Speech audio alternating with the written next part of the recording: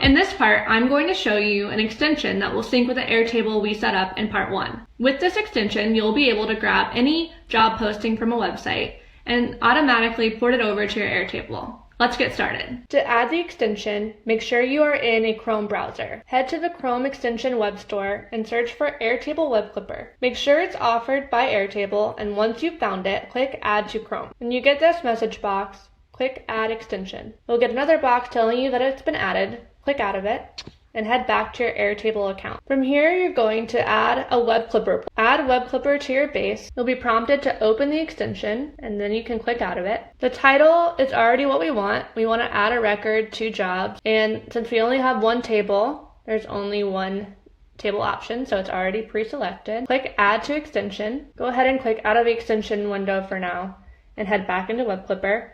You'll see that there are already 2 fields mapped, but we want to add the status field to this extension. So it's already pre-populated, but if it's not, make sure you add the field status and click Done. Then click Open Extension. Click out of this again, and I will show you how it plays out in real time. When you find a job you want to add to your Airtable, click on the extension, click Add Record to Jobs, and you'll see that the job title is populated, the job URL, and then the status can be selected, which will most likely be wishlist. Then you can select Add Record, head over to your Airtable account, and you will see that it's already showing up in your Airtable.